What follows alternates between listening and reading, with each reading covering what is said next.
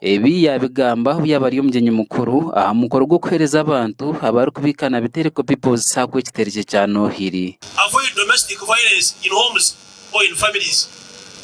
Oyirinde mahondane y'umaka eyaza kuletwa abana eyaza kuletwa omukazi eyaza kuletwa omushisha numutandikira ha sente numutandikira kibanja numutandikira butikirizana dereke kajwanga na netasi kafwa ndakwasha guyu avoid domestic violence. Emyaka ekuratine erikwirira munana bitukagizire mu ukundi kuteganisibwa sako yitwe gumira mustari kandi tukishabire kugira ngo mukama twere tugume tukura tukongeraho itaje baboreka kutwine eri twatandikira mu kiyanga kandi kurugirira umutekateka yitu ekoragana eitwine mu buciko tutebekanisa ninga tukupuraninga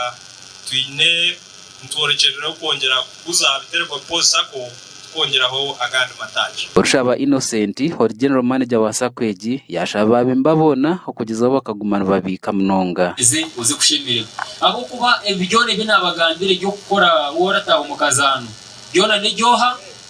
byona nejyawo esente zo fixingire niwo nyinshi akaronda kujoka shoka gira ki ukaziyaho tukuteriremo n'amago ezo bikire nezawo nyinshi akaronda kujoka gira ki emigabo ne yawe yo guzire iyo kuyamboha konka turajya mu wenu wakore iki nituka tumusime abo kuhagira Sacco yitu kandi twaje kitwagira ki kitwamugaruriza Birazo development nina yo kubanza gejo work inga shoko kweto gukora ya kabiri the save inga saving ya kashatu ni invest or investment then ya kana harvest yana kwasha nguru umuntu wenda genda abo mukozi hano byora kure byona ugire strategic plan utaka ko routine plan yo kugira aho rukuza kure waza gukora kwingo mwana uhinga umwani kandi umwana ukora kwingo guteho rutoke kora guteho rutoke guteho imbuzi kora guteho imbuzi guteho inkoko ogu yayongera yayereka Sacco egi okweriyo nehereza abamemba nka muringo ubwo kubasima basime kandi basimire kimwe kandi bahamize muturabakunda kandi turaguma turabahereza Bitereko yitu tugitwaro misho bamwe ombahangure kitereke eki ine bagamba asema manonga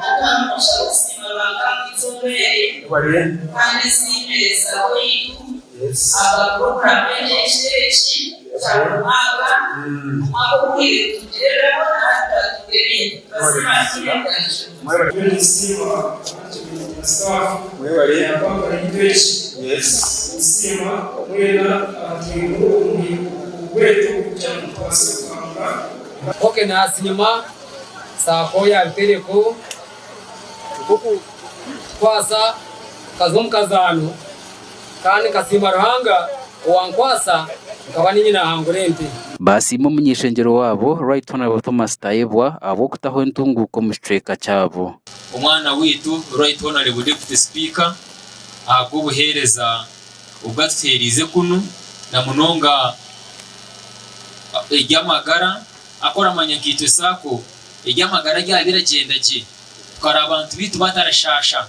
ninga yashasha rafu buhereza bwa hihawo nawo ati Bitereko Sacco turatunguka akatura mu mutwa kwereza karoni karaze mu igwariro karaze nkahe karaza kukorege tunguka Bitereko People's Sacco ikatanduko mu mwaka gw'2022 kandi yine bamemba bari kurengo mu nkumina Ijob Kato aba Sky TV ya Genshonga.